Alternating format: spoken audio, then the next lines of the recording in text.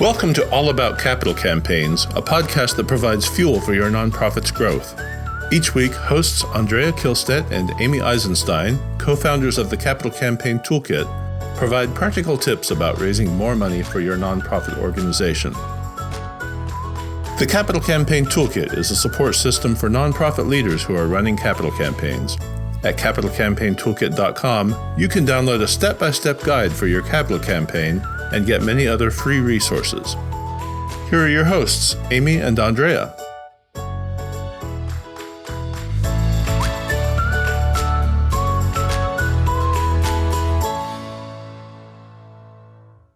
There are many organizations that I have worked with, that we have worked with at the Capital Campaign Toolkit, that if we were to ask them how often they actually have meaningful, deep, probing conversations with their most important donors, when they are not asking them or getting ready to ask them for gifts, the answer is not always the answer we would wish to hear. What do I mean by that? The other way to say that is we think, and you should think, that it is really important to be talking to your largest donors with some frequency, not just because you're asking them for money, not just because you want to make nice, but because you want to know their opinions. Right? There undoubtedly are some things about your organization going forward that it would be helpful if you had the opinions of your largest, most potentially helpful people in your community. So they may or may not be donors. They may be leaders in your community that you could be going out to. But in our experience, people don't do that very much. Right? It's sort of, the day-to-day business of your organization and of fundraising gets in the way. And one of the things that a capital campaign does is that it structures that process. It says, all right, you're going to have a big capital campaign to raise significant money to move your organization in perhaps a new or bigger direction. Maybe you should take the time to go and talk to your top 20 or 30 prospective donors before you are ready to pull the plug on that, before you're ready to say, okay, this is what we're going to do, and here we go. And if you take that seriously, if you create the context for going to them so that they know that they are community leaders and they are talking to a number of people, they have been selected because they're community leaders, chances are they're going to be happy to talk to you. Now, what we normally call a feasibility study is one of the ways in which you can do that. It's not the only way, but it's one of the ways. And sort of we extrapolate from that to say, all right, there are many ways to do a feasibility study. But even without a feasibility study, you can say, well, we've just finished a strategic plan, or we're just starting a strategic plan. Why don't we invite or involve our top 10 or 20 most influential people in that process? So we're actually becoming partners with them. Amy, does this make sense? And what would you add to this? Yeah, I think, whenever I'm teaching major gift fundraising, we always talk about asking donors for advice before asking them for money, to engage donors, to involve them. And one of the top ways is to ask for their advice. But I think it is baffling to people as to what kind of advice to ask for.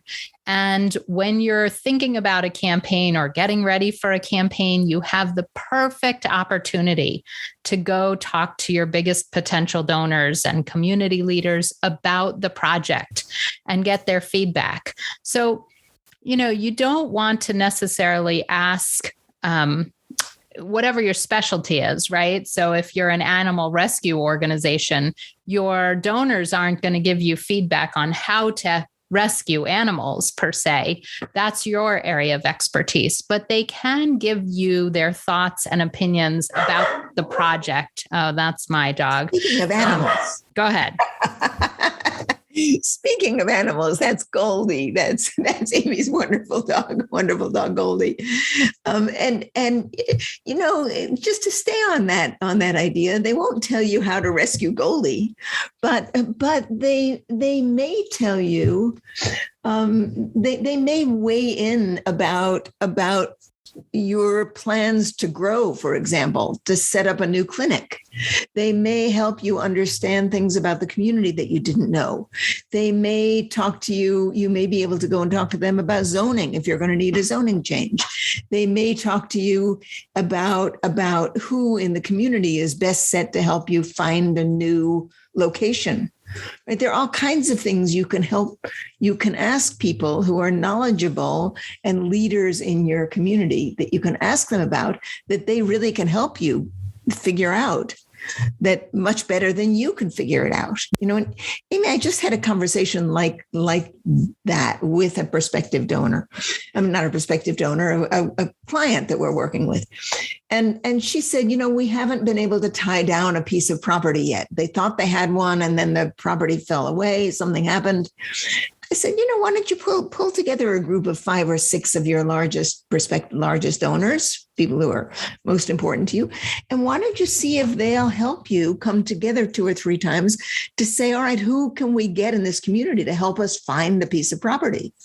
And what you may find is that the most influential people in your community are better able to help you find property than you on your own would be. Right. They're networked, they're connected, they're in different circles. Andrea, that I think reminds me, we often talk about going out to your top potential donors for advice and for conversations and for feedback prior to the campaign. But your example just now reminded me that throughout the campaign, there are opportunities to engage your biggest potential donors and really get them to help you in lots of ways, in addition to their financial contributions, that they may have access to resources, knowledge, in things and they would be delighted to contribute that way in addition to financially. And so, don't forget, no matter where you are in the campaign, to use your donors for their expertise, for their networks, and, use them as a loaded word. But I mean, engage them and ask them for help. Right. Right. Authentically use them, right? Really use them in a positive way so that they can be part of the change that your organization is making. So, it's sometimes I think that all of us in the nonprofit world are intimidated by people who have power. And I use the word power in a positive way, but it's easy to be scared of it, right? People who have a great deal of money, people who have a great deal of influence for one reason or another in your community. Maybe they have family ties and connections. It's easy to sort of separate yourself from them and think that they won't want to help you. But you have to understand that people who have power really can make a difference to you, and that often they are perfectly willing to talk to you. Right? You have to ask them for something that they are actually qualified to help you with. And you don't want to go in and say, come to 50 meetings over 2 years, right? You want to say, can I come and ask you for some advice? And then, it's really that simple, and have a very specific piece of advice in mind. Like this real estate business is one, but only one of many things you could be asking for. Now, Amy, let's talk for a minute about feasibility studies, because that's the sort of standard that before we do feasibility studies, I want to say one thing. We and I have certainly said many times over many years, be sure to ask donors for advice before you ask them for money. And I do agree with that. However, it always sort of rankles me a little. Even when I say it, it rankles me. So why does it rankle me? It rankles, is that a word? I don't know. Yeah, I think people know what you mean. You know what I mean? It rankles me because it sounds manipulative. It doesn't sound authentic.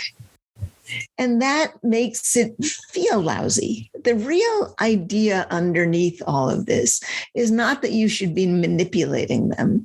The idea is that people who have real resources, who have power, who have connections, who have clout in your community can help you accomplish a great many things. And that you should always be thinking about how to tap into that network of of help. Now, by doing that, you also will bring them closer to your organization. And the chances are good that those people will become more engaged and that they will eventually give more generously than they might have given otherwise. But I like in some way to try to separate those two things out and to encourage you all to understand that people do have power and to make things happen. When they have power, they can make things happen more easily. And that if you can sort of put your anxiety aside and actually go and ask people if they're willing to help you or give you their suggestions and connect you to people, it's amazing how far you're going to get. I think the bottom line is that you want to genuinely and authentically ask their opinion and advice or go to them when you need an answer. And make it clear from the outset that you may not be able to use or do exactly what they hope. You may say, we're going to 5 people to brainstorm this, to workshop this, to figure this out. And so, occasionally donors get frustrated if they've made a suggestion and you don't take it up or aren't able to take it up for whatever reason. So you can make it clear that you're coming to them and a small group of other key people to figure out a solution to the challenge you're having. And as long as you go to them authentically, genuinely, honestly, I think it's going to work in your favor. I think that's true. This may not be true, but be the case. But I know that when I was a young person in this business, in my 30s, for example, I was far more intimidated than I am now. It felt like a much bigger stretch to go and talk to people like, who I perceived as being in a different league than I was. And gradually, as I've gotten older, I haven't gotten into any other league. I've just become more comfortable with reaching out to people. Well, I think that comes with age and experience. Right. I think that's right. You gain a level of gravitas, whether or not, you're in that league. I'm not sure that that's the right terminology, but I'll never forget that when I was working at Rutgers and I was a fairly young fundraiser, it was 20 years ago, I was told by my mentor, these folks that we're talking to put on their pants one leg at a time, just like you do. No matter how rich or powerful they are, there's no other way to put on their pants. They're human. That's the point. They're human. And so if you just remember that, and I think if you ground the conversation in that you're both trying to advance the mission of your organization, there's somebody that cares about the mission and values and vision of your organization, and you care about the mission and values and vision of your organization, and you're able to contribute certain things. They couldn't do what the organization does without you and the staff and the team, and you can't do it without them. If you can figure out how to make it a real collaborative partnership, everybody wins. Yeah. And that doesn't mean they have to serve on your board, right? You can go and talk to them in an ad hoc way when something comes up. Let's talk for a minute about feasibility studies. They, of course, are one kind of a process, where you go and talk to a group of donors that have been identified about your plans to move into a capital campaign to do something significant to really move your organization up. And for many years, feasibility studies have been done by consultants. The organizations you would hire a consultant, then they would work with you to develop the list of people, and then they would go and talk to the donors. Amy and I, with the Capital Campaign Toolkit, have developed a different model where we work with our clients to get the feasibility study ready and prepare them, but then we prepare the leaders of the organizations to go out and talk to the donors. And then we help them gather the data and make sense of that data and put together the recommendations and the report for their board. So it's a different model, but one that really works incredibly well. Both of these are viable models, and both of them are examples of using a process to go and engage and talk to your leaders, to the leaders in your communities, to the people who are most powerful and important in your community, to get them on board or hear their thoughts about what it is you're planning to do. So they're both great opportunities, and you shouldn't miss them.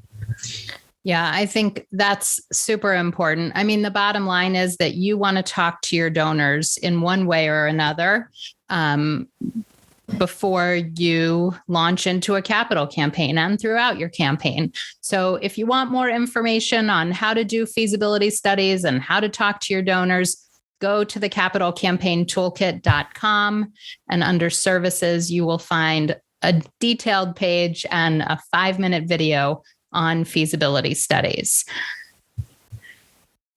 All right, so let's wrap up that conversation for today. Andrea, any final thoughts on that before we move to questions? I think it's, this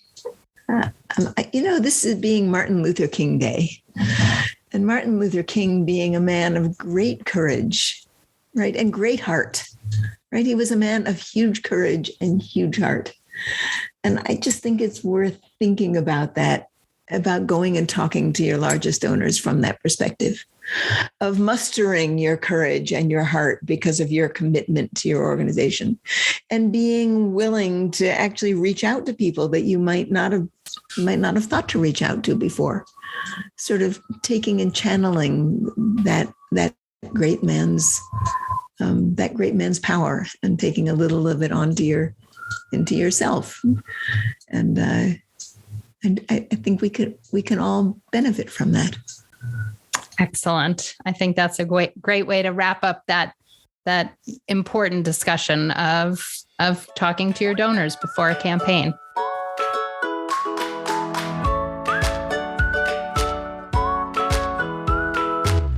Thanks for joining Amy and Andrea for today's All About Capital Campaigns.